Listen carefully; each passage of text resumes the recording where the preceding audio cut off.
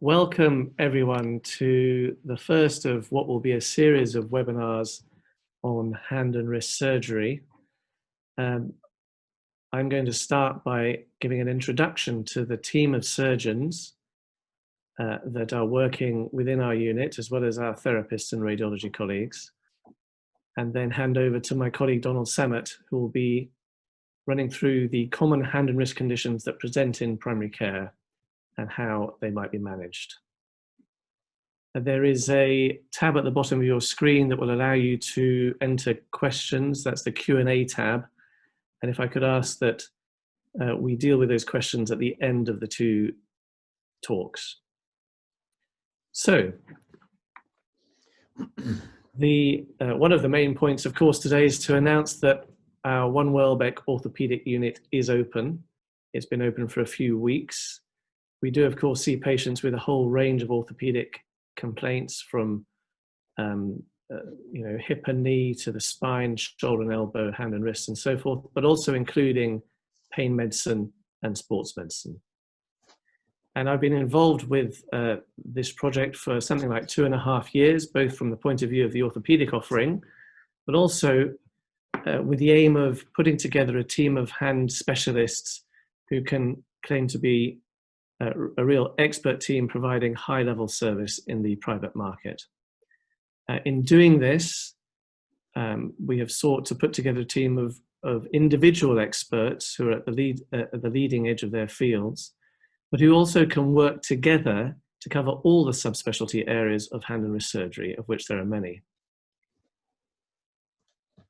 Obviously, we've looked for members of the team who are all focused on patient outcomes, but also on patient experience.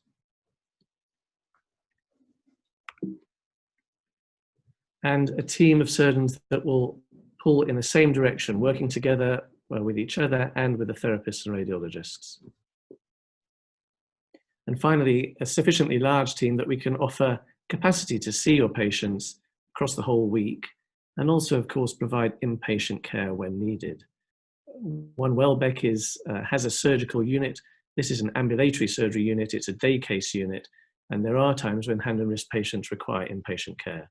Between us, we have access to something like 6 or 7 inpatient hospitals across London and in Reading and Bristol as well.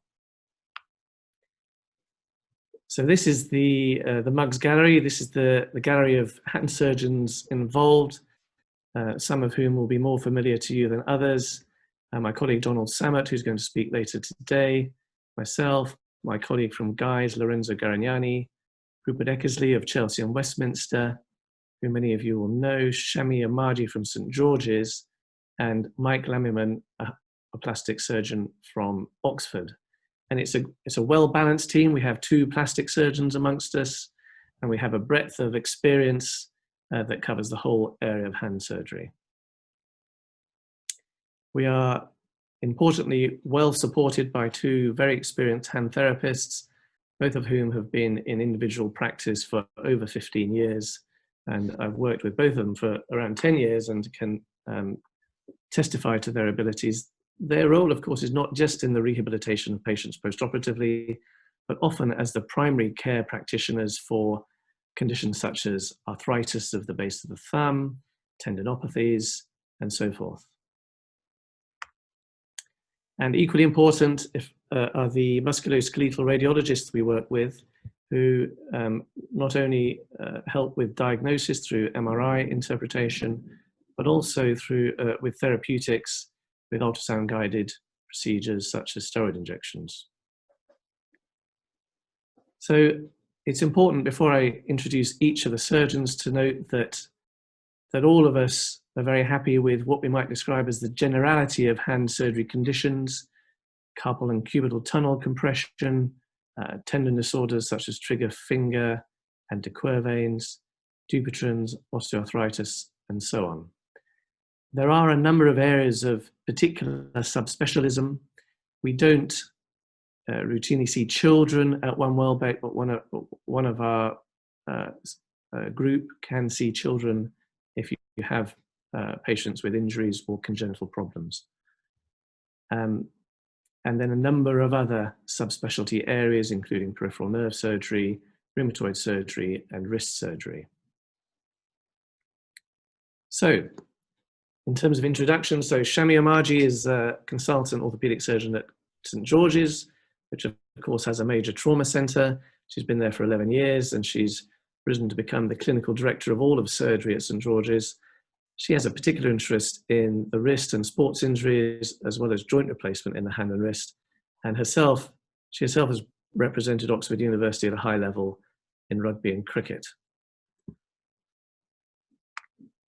Mike Lammerman, a plastic surgeon from Oxford, also providing hand surgery services to the Royal Berkshire in Reading. He's been a consultant for 5 years. In his day job in the NHS, he's also involved in limb reconstruction and complex hand trauma, and has particular interest in upper limb spasticity, for example, after head injury or stroke, and the musician's hand. My colleague Lorenzo Garignani at Guy's trained in Bologna as an orthopedic surgeon and then did much of his hand surgery training in the UK at centres such as Windsor and Great Ormond Street. He became a consultant in a large hand unit in northern Italy, but I was delighted to be able to tempt him back to the UK in 2015. He has a particular interest, of course, in wrist surgery and hand and wrist trauma, but can also see children at the Portland. He's currently president of a paediatric hand society and our joint hand lead at Guy's and St Thomas's. This is quite a nice photograph of of Lorenzo with a patient who was unfortunately involved in the Nice terror attacks and sustained a very complex distal radius fracture. And this patient was so delighted with the treatment received by Mr. Garignani that he ran the London Marathon in order to raise funds for Guy's Orthopedics. Rupert Eckersley will be known to many people as a senior hand surgeon. He's one of our 2 senior members. He's run the department at Chelsea and Westminster for many years. He was president of our British Hand Surgery Society in 2016 and was also instrumental in setting up the hand surgery diploma, which is the standard really to which all trainees are now judged. He has particular interest in the wrist and joint replacement, sports injuries, particularly in cricketers, and in the treatment of the sequelae of hand and wrist trauma. Then on to Donald Sammut, who is about to speak.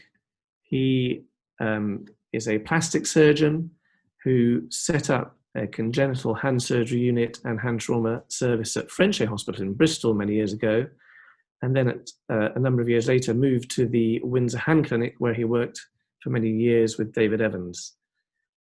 He is internationally in demand as a speaker, a teacher, and an illustrator.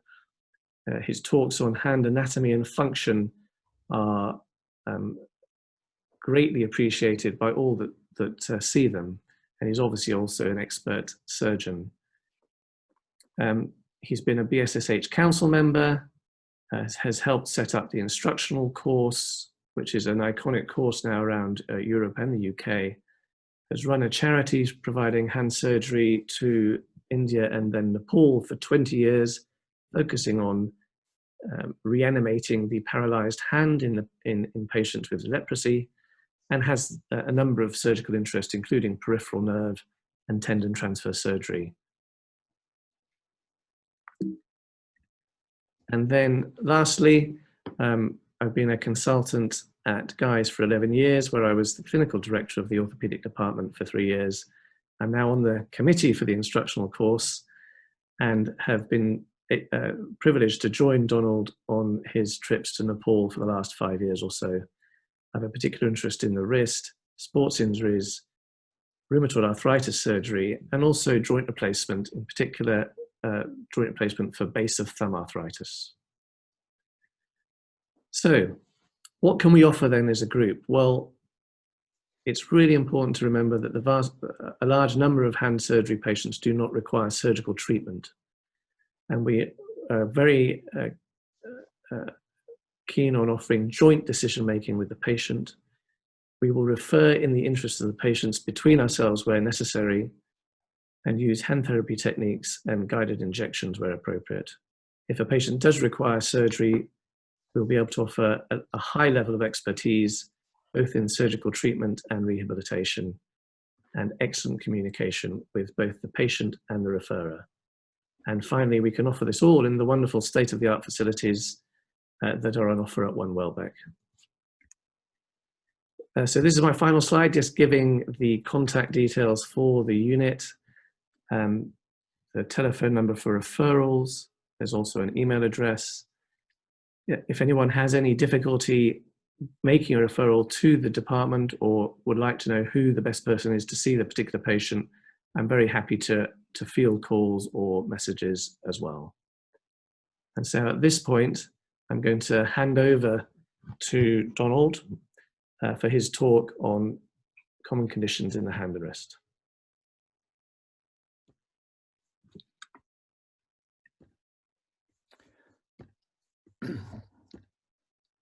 Okay, well, thank you, Sam, for that introduction.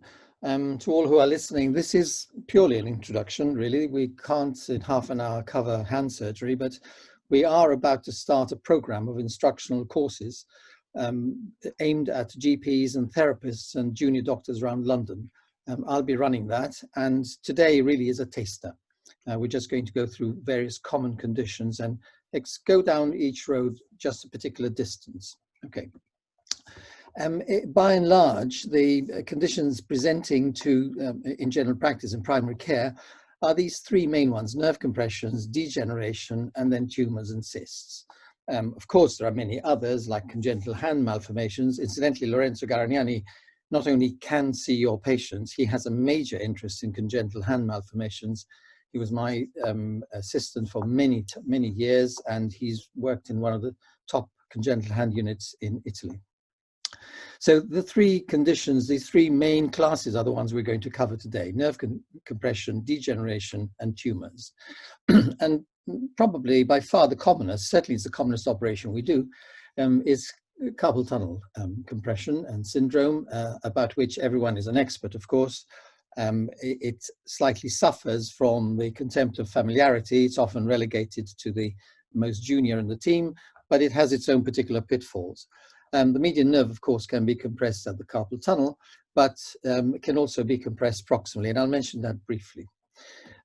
So for those who need a bit of revision of anatomy, you know the carpal tunnel is literally that. It is the carpal bones made into a tunnel by the flexor retinaculum, which is a very tough ligament, and then through it passes all this clockwork.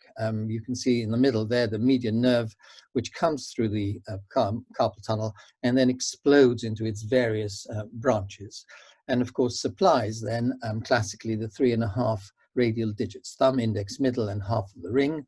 And here it is in dissection. This is not a carpal tunnel release. I teach anatomy on cadavers, and this is from a cadaver specimen.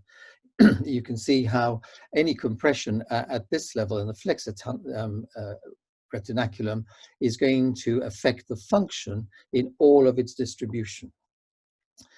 Here's an unusual view of the carpal tunnel. We're looking down the forearm into the hand. You can see this very tough, thick flexor retinaculum, the curvature of the carpal bones here, through which then the median nerve passes virtually the most radial structure in that tunnel, and then 9 tendons. So the flexor pollicis longus is the most radial of these, and then 2 to each long digits. So all these are packed very tight in that tunnel, and the synovium, represented here in gray, it can thicken and give you compression. There are some known causes of carpal tunnel syndrome.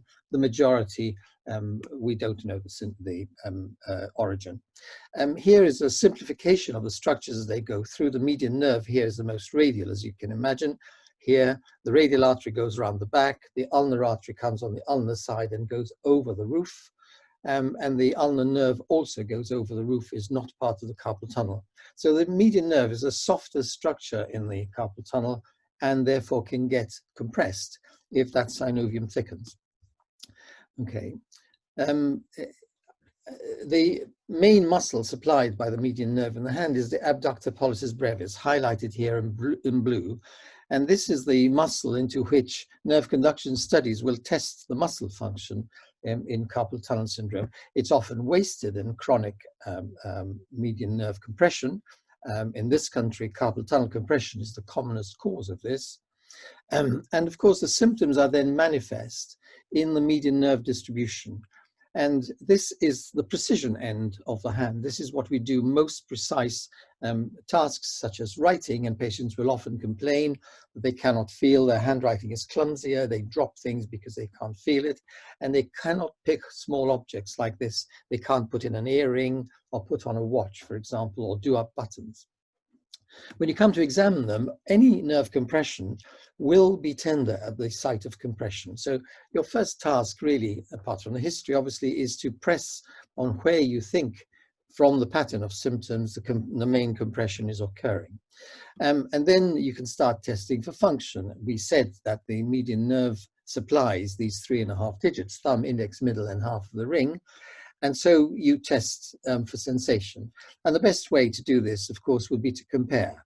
Virtually all patients looking at you, stroking their fingers, will say they can feel. But the real question is, do these two feel the same? I know you can feel them, but which is the better of the two? Other tests then for sensation include this, which is a very useful one, particularly in kids or in patients who are not entirely coherent or clear with their answers. If you run a plastic ball pen across pulp, because the sweat glands are supplied by nerves, sweating usually tells you that that nerve is at least intact. And if it is dry, it feels as though you are running it across the nail. So you can test, even on yourselves, the difference between running it lightly across your pulp and running it across your nail. One drags and the other simply slides. Many patients don't notice that they have lost abductor pollicis brevis, but you can test for it. Most of the time you can see that it's wasted in long standing. But the interesting and more useful tests are the provocation tests. And this is a provocation test, the Phelan test, and this is the correct way to perform it. I have a photo, which I haven't put in today, of Phelan actually demonstrating how to let the hands drop, not to press them or to reverse them in any way, okay? So when the hands drop like this, what is happening? Why do patients complain of symptoms? And incidentally, you must keep them there for 1 minute and ask them to report any tingling that happens in the digits. But what's happening? Well, what is happening is this. You are bending a tunnel which is part soft, and therefore you're causing a kink. And this is why splintage works. You can put a splint on to stop this kink happening. Unfortunately, the Futuro splints all come with a pre-fabricated bend in them. So if you are going to give, which is a good position to rest the wrist, of course, but if you are going to give this to patients, for example, to get them to get a better night's sleep, then you should take that aluminium strut out and straighten it out. And for good measure, reverse it so that the long straight bit is across the wrist. The reason people get symptoms at night, of course, is because most people sleep with their wrist either flexed or extended. And of course, they are making their own Phelan test. And in the clinic, they will develop symptoms after a minute. If they're asleep and they're like that for half an hour, you can understand why they wake up with a numb hand. And most will say, I hang the arm out of the bed. But what they're doing is straightening their wrist if they hang their hand out of the bed. So a straight splint like this is a logical preventive treatment to prevent symptoms. Do you need nerve conduction studies? Well, carpal tunnel syndrome is a clinical diagnosis based on symptoms. Personally, and this may not apply to the other surgeons, and incidentally, not the management here may differ between us and the team, but this is my personal choice. I only ask for nerve conduction studies if the symptoms are anomalous. So in other words, for instance, if they insist that their little finger is also numb and tingling. If they have advanced compression and I'm not expecting full recovery, for example, it's long-standing, they've got wasting, or they're diabetic, and I'm not expecting full recovery, I'd like to have documentation of the point from which we are starting. And the third indication for me is if they've had previous surgery to the carpal tunnel and their symptoms have either not gone away, recurred, or worsened. Once again, if somebody else has been in there before me, I'd like to know what he or she has left behind. How do you treat this? Well, apart from the splint, which will often alleviate quite a lot of the symptoms, intermittent carpal tunnel syndrome, in other words, symptoms that come and go, so there are normal periods and there are symptomatic periods, can be treated by injection. Of course, they can all be treated by injection, but constant symptoms, by and large, require surgery. And the reason I say that is that because constant symptoms mean that the median nerve is not getting any relief. It's being pressed on constantly and therefore is suffering ischemic damage. If you mean to inject the median nerve, the surface anatomy, as you can see here, is flexor carpi radialis and palmaris longus, and the median nerve lies precisely between them. And so this is precisely where you must not inject. You will see some regional anesthesia books and handbooks, particularly one by Sandoz, where the needle is always put in precisely where the nerve is meant to be. Remember that your needle is a mini scalpel, and you will cause damage, not only by the needle itself, but also by the injection that you put in. And so if you wish to inject the carpal tunnel, my tip to you is go on the ulnar side of the palmaris longus. If they don't have a palmaris longus, go on the spot where you would go in if it were present. It's not hard to calculate that. And then test to see that you're in a tendon. In other words, spear a tendon. And the way to check on this is once you're in the tendon, if you move the fingers, you will see the needle causing a crease.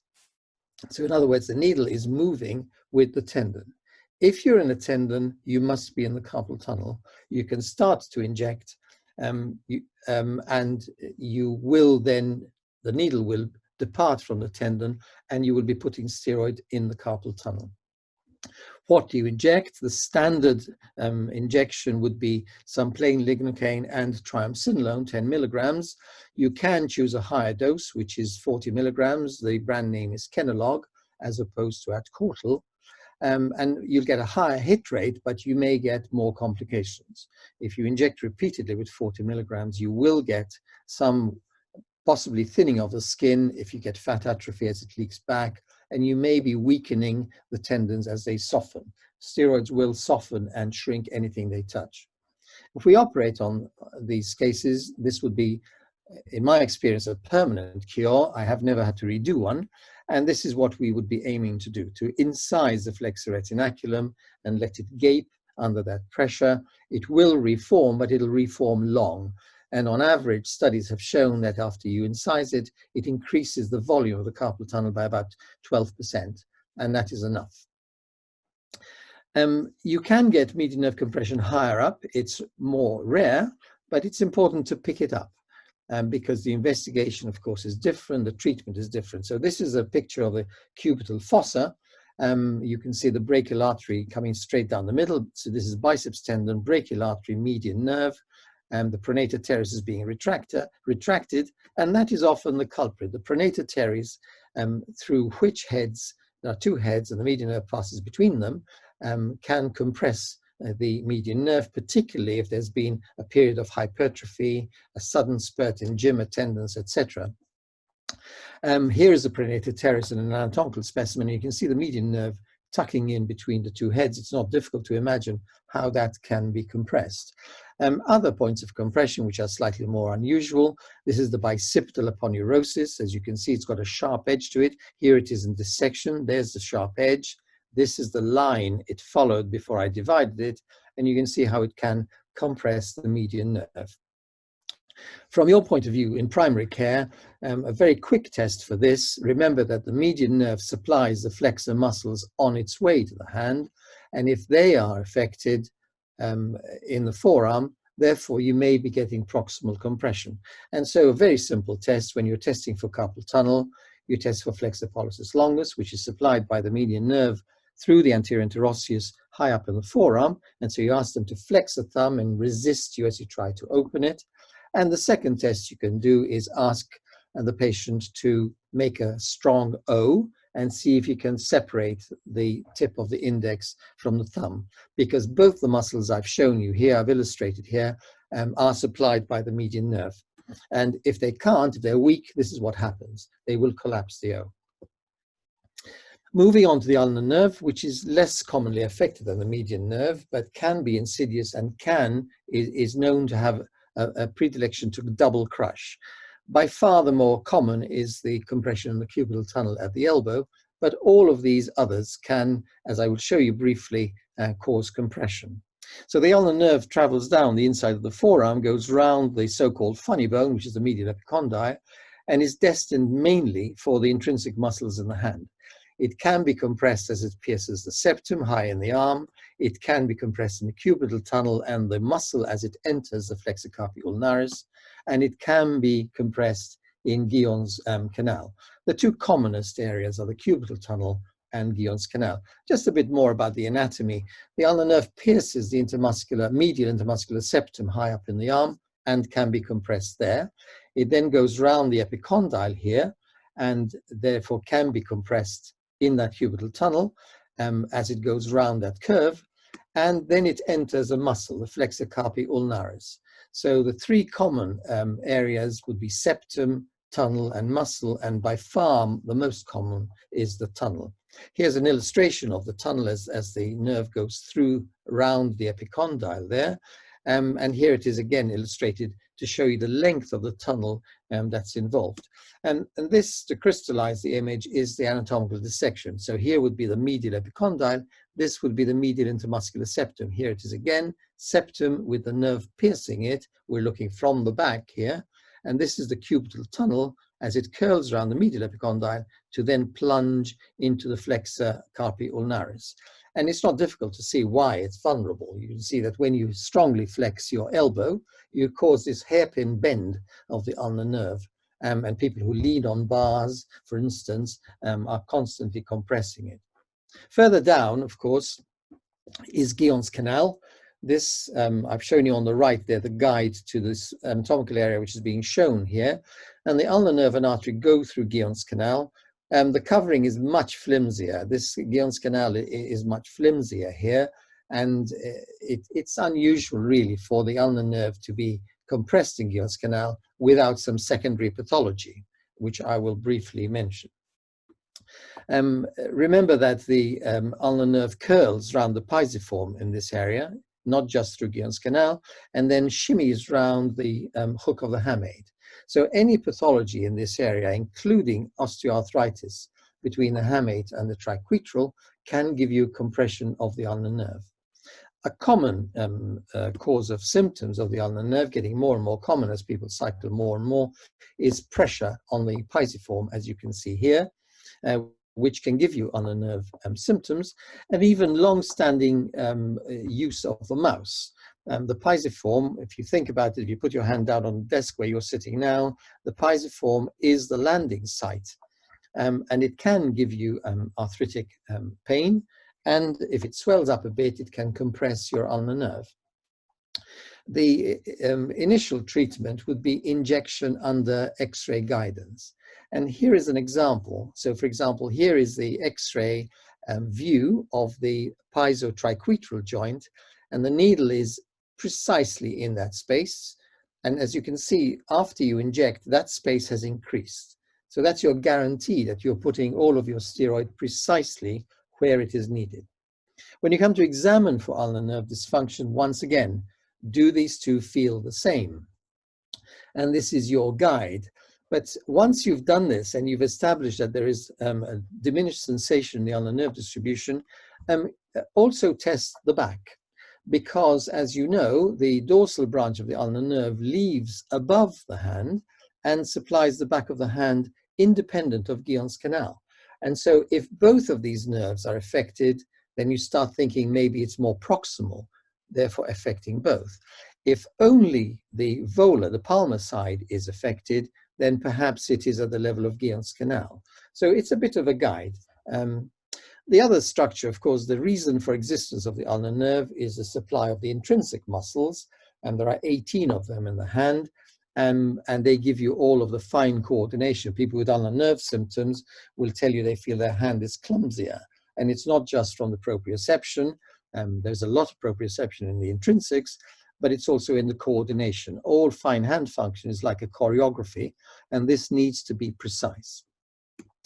When people present with severe and advanced ulnar nerve compression, of course, they get wasting like this. You can see this hollow looking hand, hollow especially in the first dorsal interosseous there. More advanced cases on top of the hollowing that you can see here can give you this intrinsic minus position, which is also known as the claw hand. Not entirely an appropriate name, but that's fairly ingrained now. Most people will refer to this as a claw hand. When you are testing for the ulnar nerve motor function, we've already done the sensation. The first dorsal interosseous is an important landmark. You know it is a strong bulge when you perform strong key grip. So if you ask the patient to slam the thumb hard against the index, you will see this mound, or you will see a hollow. You can also test abduction of the fingers. So spread your fingers, stop me pushing them together, will give you an idea of this. The simplest test of abduction is probably to ask people to cross their fingers. And not only do you ask them to cross, but you ask them to uncross and cross the other way and compare with the other side. Sometimes you get patients who are really not very adept at crossing their fingers. Of course, you can also resist abduction. As you can see here, this finger is resisting abduction of the little finger, and then you can see and feel the contraction of the muscle against resistance. Everyone knows about Froman Sign. Once again, you ask the patient to slam the thumb against the index finger straight, holding both hands vertically, and trapping a card. And if the first dorsal interosseous and adductor pollicis, both supplied by the ulnar nerve, are paralyzed or weak, then the flexor pollicis longus, which is supplied by the median nerve, is recruited, and you see the flexion of the interphalangeal joint of the thumb. And that is a positive Froman sign. So all of these are corroborative signs. I must say that because the ulnar nerve has a high incidence of double crush, I ask for nerve conduction studies fairly routinely before I do anything to them. While with the carpal tunnel, I need a specific reason to ask for nerve conduction studies. With the ulnar nerve, I tend to ask for them in virtually every case. Rolf Birch, now retired, famous and very eminent nerve surgeon, used to say, with the ulnar nerve, believe the nerve conduction studies, and with the carpal tunnel and median nerve, believe the patient. In other words, go by the symptoms. It's a bit absolute, but you get the idea. Sometimes you'll have patients who are very bad at describing their symptoms. They're inconsistent, they're vague. It's both sides, sometimes more on one side, sometimes more on the other. They change all the time. It may not be the patient. Suspect origin in the neck if you get this picture. Okay, this is not the time to write this off as a difficult patient or a bad historian. You may be getting compression at the neck, and it will give you this changing picture and sometimes bilateral. So it's worth considering testing for compression at the neck, and there are 3 very simple and rapid tests to perform. Remember that the nerves will be coming out between the vertebrae here in the posterior triangle of the neck, and they come in between the facet joints of the neck, so it doesn't take much arthritic change here to give you compression and pinching and the radiculopathy. So the tests, or the nerve stretch provocation tests, are to put each of the 3 major nerves on the full stretch. So here the median nerve is on the front of the wrist, so let's extend the wrist. It's on the front of the cubital fossa, extend the elbow. Push the shoulder backwards, so often you have to hit them on the couch over the edge, and you push the shoulder backwards, and then finally you ask them to turn their head away. And they may, sometimes they will say, I'm getting my symptoms in the hand. Radial nerve, again, it's on the back of the wrist, so flex the wrist, extend the elbow, push the shoulder down, turn the head away. And the ulnar nerve, it's on the front of the wrist, and so extend the wrist, flex the elbow, as we saw, that puts it on the stretch. Stretch the shoulder back, turn the head. So these are useful things to try and differentiate. And as I say, changing, inconsistent, vague symptoms, suspect the neck. Arthritis at the base of the thumb is one of the commonest other conditions we treat and which come through primary care. The CMC joint of the base of the thumb is the commonest worn joint of the body. It beats the hip, it beats the knee. It's a natural process of aging. One recent lecturer described it as like gray hairs. We all get it. You're all familiar with the appearance of aging hands like this, with the characteristic Z shape to the thumb like this, and you only have to see this hand spring into action. This was one of my patients who was undoing a very heavy coat button to see how the thumb buckles. And I will show you why it does this, so you can explain to your patients. The base of the thumb, of course, is a very special joint. It's a saddle joint which gives the thumb this three-dimensional circumduction movement, just like the shoulder. And in order to have the thumb away from the fingers so that it can dialogue with the fingers, the thumb is on a slope. And so this immediately introduces a source of weakness and wear, because force, as this arrow is showing you, in the axis of the thumb will have a vector tending to slide the thumb off the edge like that. And this is what causes wear. And this is the first step of the mechanism for the Z deformity. You're all familiar with this hand. I'll show you the hand pre and post-op. And the first event is that the metacarpal slides down that slope of the trapezium. As you can see, there's also a lot of wear here. I'll show you some examples. And then once it slides down the slope in a radial direction, the head of the metacarpal comes in towards the palm. So the first web space becomes quite constricted, which means that if the patient wants to grab any object, they have to hyperextend the MP joint. So there's the second stage of the Z. And of course, then the flexor pollicis longus flexes your interphalangeal joint. And there the Z is completed. Some of these patients will, because this develops over a long period of time, will not even notice. They'll say they're not troubled by it, it's not painful, it's burnt itself out, but they may come with symptoms of carpal tunnel syndrome. And remember that the median nerve curls round the trapezium, and if the trapezium is worn, full of osteophytes, etc., that may be the form of presentation, but the cause will be the osteoarthritis. Here is an X-ray of a normal joint. You can see the joint space here, which of course is not a space, it's cartilage, which does not show up on X-ray. And if you see two nice parallel lines at distance apart, that means the cartilage is nice and healthy. As soon as you start to wear it, you get this osteosclerosis on either side. The space disappears, and you can imagine why this is painful. It's like losing a brake pad, and it's metal on metal giving you pain. And then slowly you start to hollow out this trapezium and migrate in a radial direction, and eventually the whole of the trapezium will be squashed and crushed, as you can see here. Sometimes these are pain-free because they are so fused and gnarled together that there's no movement possible.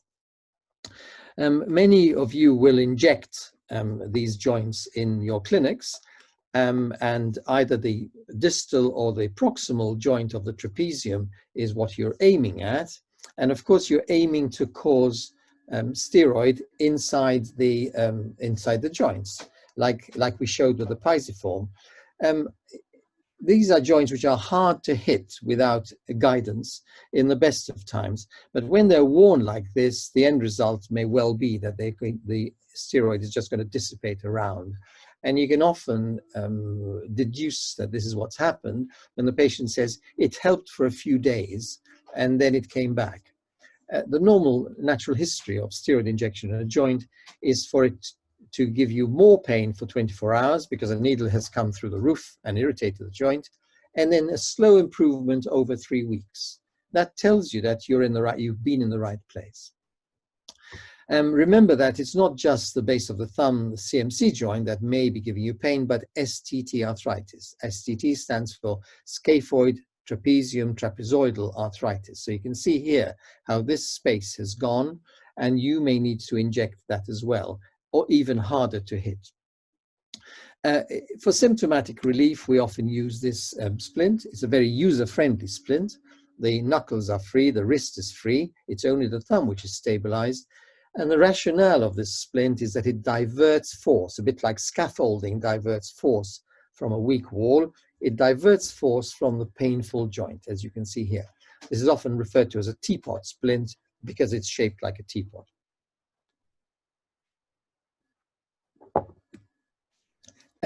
Advanced cases like this, of course, will not be relieved until you take the trapezium out. And the aim of the operation here, as you can see, the trapezium has come out, and you now no longer have that rubbing of one bone against the other. And this is a very good operation. It can be combined with fusion of the MP joint.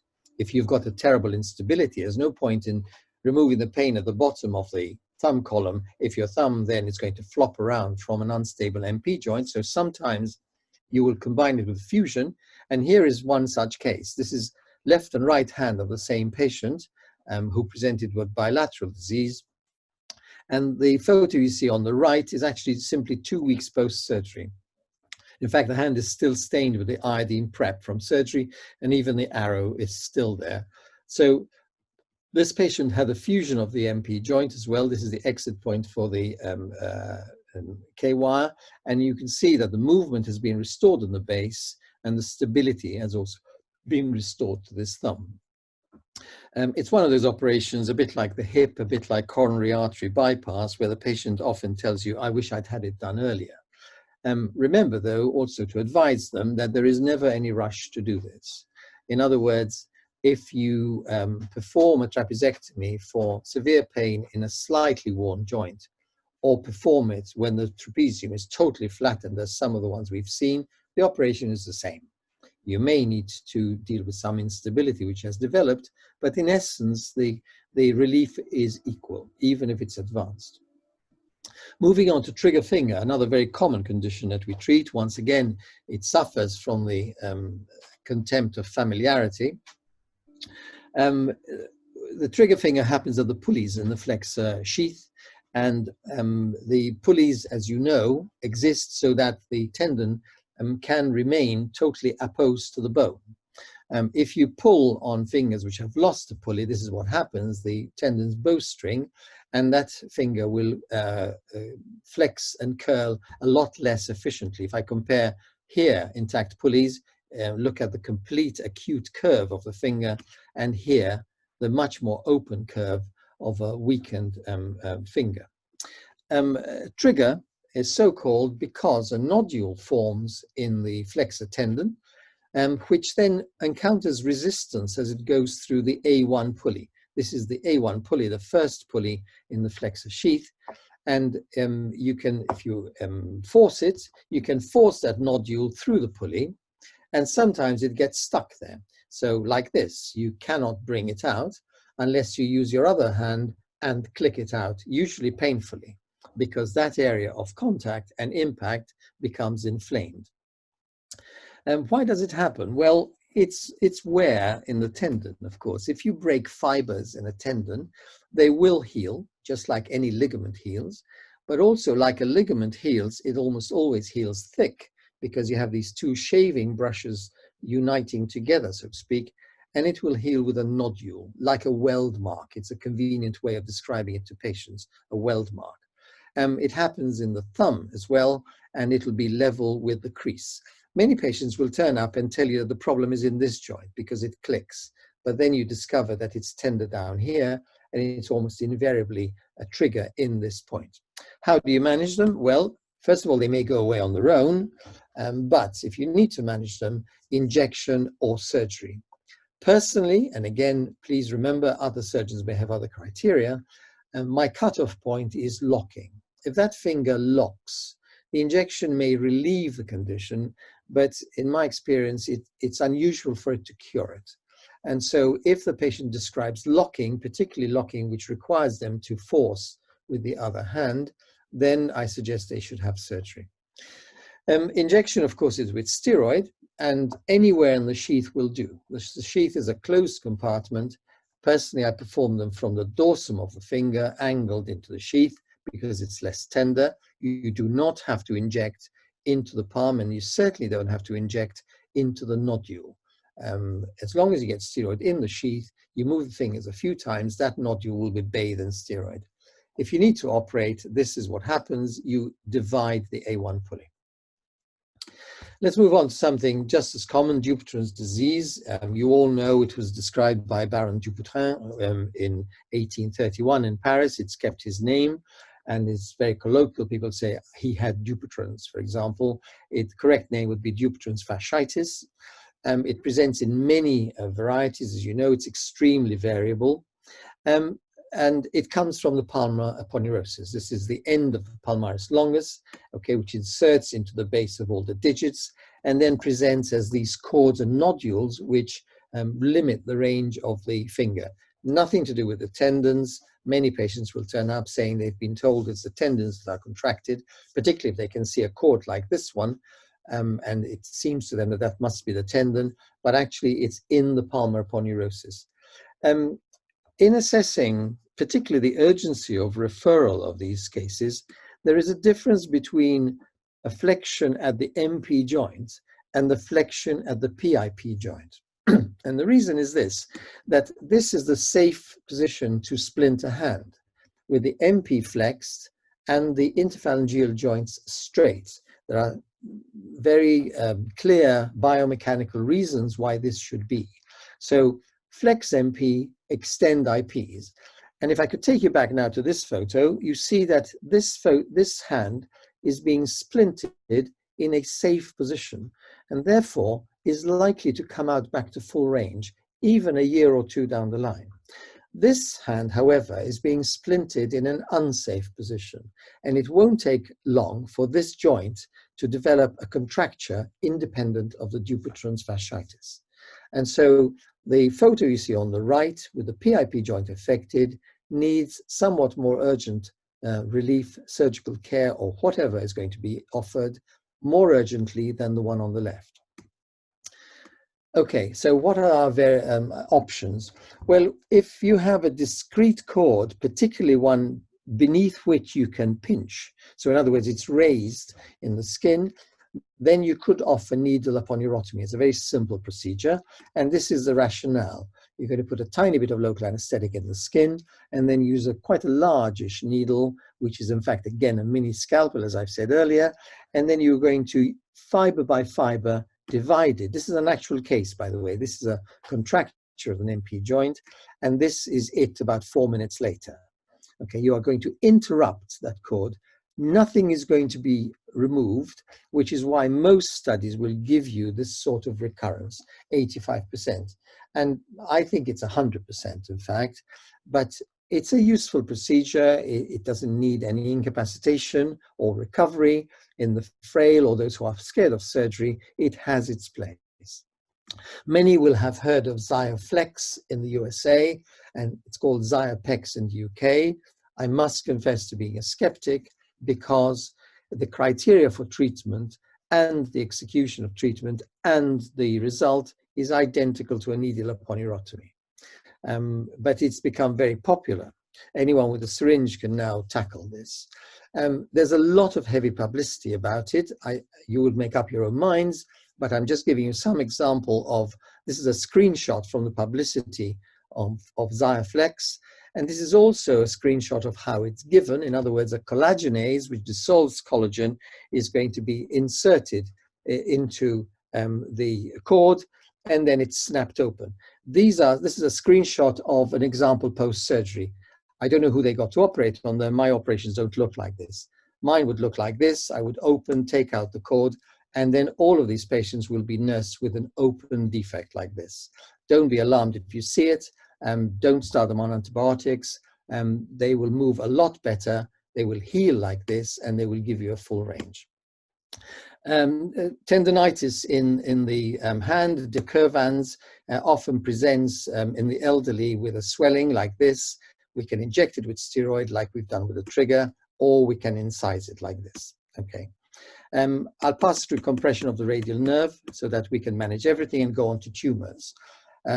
So tumors, the commonest are ganglia and also mucoid cysts around the nail and occasional malignancies. Ganglia, you all know, are big cyst-like structures, usually on the back of the wrist.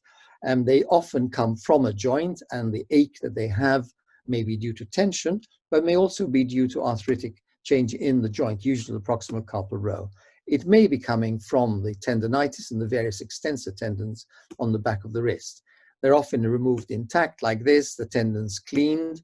The ones on the front of the wrist are often painful because the artery is stretched over it. And they almost always have a stalk like this. And in the nail, they will distort the nail. And the reason they do this is simple. The nail is like a hair follicle. The hair follicle is alive, the hair itself is dead, and the same thing with the hand, with the nail. The germinal matrix is alive, the nail is dead, and so it's growing like a plate like this, and any cyst is going to cause ripples as though in moving water. Okay, so that explains the pathology. When we remove them, we often have to replace the skin with a flap like this to get no recurrence. And finally, tumors. It's surprising that patients will allow something like this to grow to this size. But what about this joker? This patient came in with what looked like a rock garden on the back of his hand because he was terrified that he might lose his hand. In fact, the solution was a simple skin graft, as you can see. Finally, you might see some malignancies. Here, of course, is a squamous cell carcinoma in the finger. Fortunately, these are rare. They will often have X-ray changes of erosion of the cortex like that. The treatment would be amputation, not conservative. And the last condition would be the sinister acral lentiginous melanoma, of course. You may see, again, the treatment is amputation. The telltale sign is the triangle in the nail, the pigment triangle. And the reason it's a triangle is because when, in the early phases, the tumor was small, and as it grows out, the tumor increases and gives you the triangle. I'm sorry I've overrun, but we've gone through a sprint of most of the conditions in the hand. Over to you, Sam. Thank you very much, Donald. And thank you for those who have already asked some questions. I'm going to relate the first three questions from Dr. Brooks. So the first question we have is, and I might pass one or two of these to you, Donald. For younger patients less than 25 years old with trigger finger and no underlying conditions, is there an issue with performing several steroid injections, or would an operative solution be sought earlier? Well, my answer to that question would be that I would do one or up to two steroid injections. For example, if the first injection cured the symptoms, but the symptoms came back several months later, the second injection wouldn't be unreasonable. There has been a review article published on this in the last couple of years, suggesting, however, that if the first injection hasn't cured the condition, the second injection is unlikely to. The concern with several steroid injections, as Donald also mentioned, is that could potentially damage the tendon and even in extreme circumstances lead to tendon rupture. So I think one injection, perhaps two, but certainly surgery if there was a recurrence after that. Donald, your thoughts on that? Well, in summary, as I said before, if they present and they're already locking, yeah, I would advise them to have surgery, even in the young, yeah. Right. I agree with you. I think I would inject 2, even 3 times. If they've had an injection in the past, which and the description of the reaction doesn't sound like as I would expect, I will discount that. That won't count as the first injection. Right. It may have missed. I hear what you're saying about the potential of rupture. But I personally use Kenalog as a first line. Yeah. Some surgeons would disagree with that, and the hit rate is quite high. A majority of patients don't come back for surgery. Maybe my bedside manner, but I think it cures a higher rate, the Kenalog. Yeah. Incidentally, for those who are listening again who do injections, one of the early evening tutorials we'll give is on injection indications and technique. And we'll give you quite a lot of good practical guides to doing them painlessly and effectively. So yes, I agree. 2 or 3 injections and then go to surgery. And I go for early surgery if they're already locking. Great. The second question is thoughts on CMCJ arthroplasty. So I've started using this technique in the last 3 years or so, specifically for the younger age group. So it's not uncommon to see particularly female patients in their late 40s, early 50s with disabling thumb-based arthritis where non-operative modalities have not worked. I think, for example, of a patient of mine at Guy's who was 55, still liked to row regularly on the River Thames, and had 2 young grandchildren that she ideally would have liked to have been able to pick up. And in that group, and this is not an evidence-based answer, I felt that with better results coming out now, that thumb-based arthroplasty has something to offer. Certainly the recovery, in my experience, is more rapid, and the plan B, you always need a plan B in these situations, when the arthroplasty inevitably loosens, as it will if you put it into someone who's 55 and using their hands quite actively, is that one can then proceed to do the operation of a trapeziectomy with a tendon sling later down the line, perhaps when the patient is 65 rather than 55. So that's my response, but there's a lot of work yet to be done on proving the longevity of these implants and trying to minimize the potential complications such as dislocation. Donald, any thoughts? Well, I agree. Cmc joint arthritis is one of those regular debating points in most hand conferences. If you get 12 hand surgeons in a room, you'll get 14 opinions about it. There are actually to date something like 22 variations of surgery that you can do, and that's not counting the various new prostheses that are coming on the market. I think your idea of using a prosthesis in the young is a very good one, and I personally will intend to add it to my repertoire. My personal preference, even in the younger group, and we're talking peri-50 here, is always to reconstruct using a tendon sling as firmly as I can. I personally have never understood how you can take a trapezium out and leave the metacarpal base waving in the breeze. But that is probably the commonest approach up and down the country. My instinct is always to reconstruct the anatomy as far as possible. I have done a sling reconstruction in many peri-50s, and I must say never regretted it. Yeah.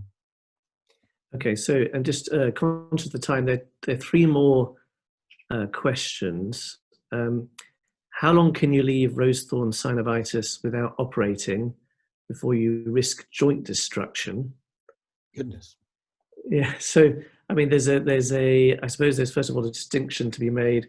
You can get a tenosynovitis from a rose-thorn, affecting, for example, the flexor tendon sheath, or indeed you could get, if you're very unlucky, a thorn into a joint. There's a distinction also to be made between the chemical synovitis, often caused by plant thorns, and a bacterial purulent tenosynovitis or synovitis. So it will depend to some extent whether there's an actual active infection rather than just an inflammatory synovitis as to whether there will be joint destruction. But in general terms, if it is diagnosed, it should be dealt with relatively quickly. Donald, any thoughts? I agree. I think dilution diminishes pollution, really. I think the more virulent the agent, the more inclined you would be to wash that joint out, actually. And certainly blackthorn is in a class of its own. I mean, you see many papers of penetration by wire, by this, by that, but blackthorn often has a chapter on its own. It's a sinister, aggressive penetration. One should consider washing those out early, sooner rather than later, because although you may recover, you may find that joint never moves again. So within, really, in terms of actually how quickly, as soon as possible, within a week, I'd have said, but even sooner if possible. Would you agree? Yes, I think you cause a lot less harm with a limited washout of that joint. And it depends on which joint, of course. If it's the radiocarpal joint, an expert arthroscopist would wash that out very efficiently and atraumatically. So the next question is, Donald, you mentioned potentially some talks on the development of hand conditions, and David Wilson Church has asked how could people go about finding out about these. You have some details of the courses you run on your website, don't you? Well, I run a course on anatomy, anatomy from neck to fingertip. I don't know how this is going to work with the new regulations. It happens in Bristol every year. If you go on my website, you'll see publicity for it and how to register. But I was referring to the series of instructional lectures we intend to hold at One Welbeck. Probably online, actually. It's nothing to do with COVID. I think this is a very good way of disseminating this. Or possibly evenings at One Welbeck to meet everyone. But we will go through a series of teaching very similar to the sort of thing I would normally give FRCS Plus or Orth students in preparation for their exams. So Rupert might be able to say... Sorry, is that what you're referring to? Yeah, that's I think what we're referring to, and Rupert might be able to tell us how that would be publicised, Rupert? Everything will go through an email, will be sent out to all the GPs and all the physios. And you can then register online via Zoom, similar to how we have today. Okay, and then the final question, thank you very much, Rupert. The final question is just to explain why ulnar nerve compression leads to a claw hand. Well, first of all, I gave a 90-minute lecture on this very subject. If you Google Pulvertaft YouTube, you will see a series of in-depth hand lectures, and they're webinars, and there is one which I've given on biomechanics of the hand. In summary, the answer to your question is this. The main function of the interossei here, especially, is to stabilize the MP joints. If you lose the stability of the MP joints because your interossei are paralyzed, then you get a hyperextension instability of the MP. And that leads then to the intrinsic minors or claw hand. There's a lot more to it than that, I assure you. If you go and watch that webinar, Biomechanics of the Intrinsics, Pulvertaft YouTube will lead you into the whole series. Fantastic. Right. Let's just see, are there any other, I think on the Q&A tab, those are all the questions that have been asked. So I think at that stage, we can say thank you to everyone for your attention. As Donald said, there will be more details coming out of further talks in the coming weeks and months, which will of course involve us, but also our 4 colleagues, and indeed probably our hand therapy colleagues as well. And if there are any questions, further questions you ask, please do email Rupert and we'll be back in touch. Thank you very much.